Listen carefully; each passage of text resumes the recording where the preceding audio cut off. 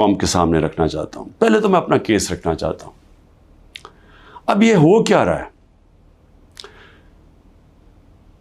12 مئی سے ہم یہ جو جج دلاور ہے اس کے خلاف ہم نے کہا ہوا ہے کہ ہمیں اسے انصاف نہیں ملے گا. جس طرح اس نے فرد جرم میرے پہ لگا دیا مجھے میرے سنے بغیر، اور وہ بھی آ کے جب مجھے غیر قانونی طور پہ پکڑا ہوا تھا انہوں نے جیل میں، تو اس نے وہاں آ کے عدالت لگا دی، نہ میرے وکیل کو پتا نہ مجھے پتا، اور وہاں آ کے فرد جرم لگا دیا. تو ہمیں تب سے پتہ چل گیا کہ یہاں انصاف نہیں ہمیں ملے گا. ہم نے اپلیکیشن فائل کی اسلام آباد ہائی کورٹ میں کہ ہمیں ہمارا ٹرانسفر کیا جائے، ہم کسی اور جج کے سامنے کیس لگایا جائے. یہ ہمارا حق ہے. لیکن بدقسمتی سے اسلام آباد ہائی کورٹ میں جو چیف جسٹس بیٹھے ہوئے ہیں انہوں نے بھی سب سے زیادہ، جب 9 مئی کو مجھے جس طرح گھسیٹ کے لے کے گئے اور سپریم کورٹ نے کہا کہ غیر آئینی اور غیر قانونی تھا جو مجھے اغوا کیا، اس نے ہائی کورٹ چیف جسٹس اسلام آباد کے ہوتے ہوئے انہوں نے اس کو جائز قرار دے دیا. تو ہمیں تو وہاں بھی بڑے گلے شکوے آ رہے تھے. اس سے پہلے تحریک انصاف کے ہمارے جو الیکشن کمیشن کے کیسز لگے ہوئے تھے، ہمارے جو وکیل انور منصور، وہ بار بار کہتے تھے کہ یہاں ہمیں انصاف ہی نہیں مل رہا. جو فورن فنڈنگ کا کیس تھا، ہم سپریم کورٹ نے کہا ہوا ہے کہ سب کے اکٹھے سنے جائیں، سارے جو باقی جماعتیں ہیں، Peoples Party, Noon League, P T I, اکٹھے سنے جائیں کہ فنڈنگ کدھر سے آتی ہے. ان کے کیس سنے نہ جائیں. یہ عامر فاروق کے پاس لگے ہوئے تھے. ہمیں بڑا اعتراض تھا. پھر اعظم سواتی، انہوں نے تو باقاعدہ لیٹر دیکھا کہ مجھے یہاں انصاف نہیں ملے گا. اور پھر جب وہ ہوا، پھر اس سے پہلے ٹیرین کیس، جو 3 ممبر بینچ نے، جب 2 ممبرز نے کہہ دیا کہ وہ کیس مینٹینیبل نہیں ہے، جسٹس صاحب نے وہ کیس لے کے بیٹھ گئے.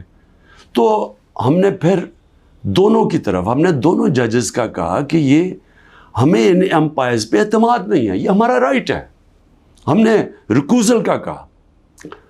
اب آج کیا ہوتا ہے؟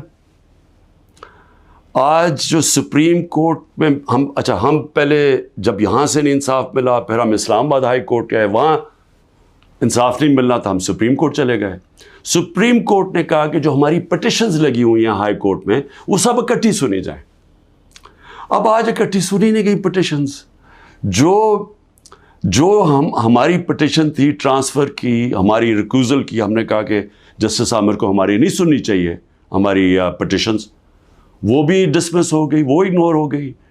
جو ہم نے گواہ کا کہا ہوا تھا کہ ہمیں گواہ کا تو موقع دیں کہ ہم فیئر ٹرائل، اور اب تو میں خیر وکیل ہی بن گیا ہوں کہ آرٹیکل کا آئین کا 10A کہتا ہے فیئر ٹرائل کے اندر ہمیں موقع ملنا چاہیے کہ ہم اپنے گواہ پیش کریں.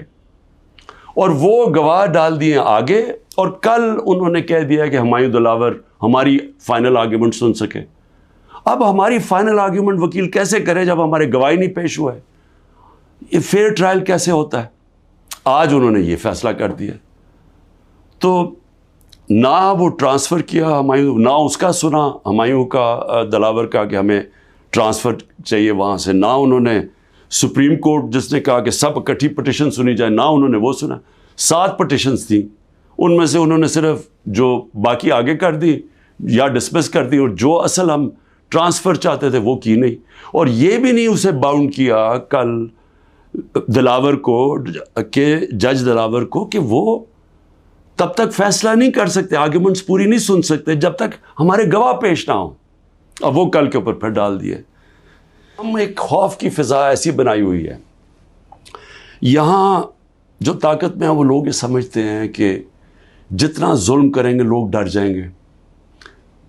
تو ڈر کیا جائیں گے؟ غلام بن جائیں گے، یعنی خوف کے غلام بن جائیں گے، ظلم کے سامنے جھک جائیں گے.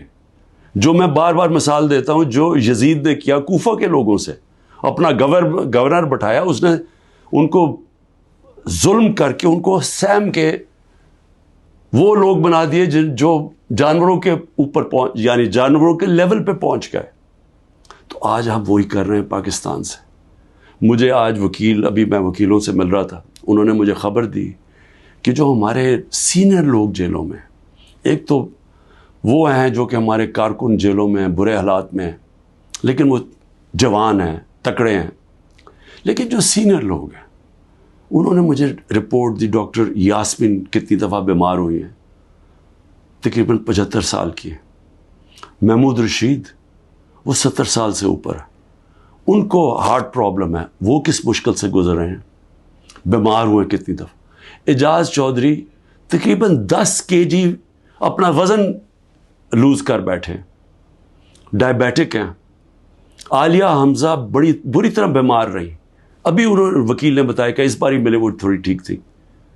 تو میں عمر چیمہ کے حالات بتائے, وہ ویٹ لوز کر بیٹھا ہے, اس کی بیوی عدالت میں گئی, ان کو پکڑ کے جیل میں ڈال دی. لوگوں پہ ظلم کرتے جا رہے ہیں لیکن پارٹی تو بڑھتی جا رہی ہے.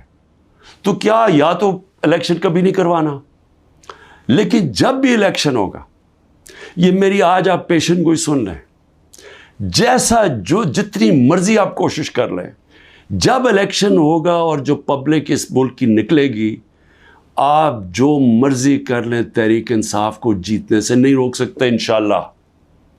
اس لیے میں آج بھی اپنے ان لوگوں کو جو اقتدار میں بیٹھے ہوئے ہیں, میں تو پی ڈی ایم کے لوگوں کو, سب کو, جو ہماری اسٹیبلشمنٹ ہے, سب کو کہنا چاہتا ہوں کہ دیکھیں ٹائم آ گیا ملک کا سوچنے کا.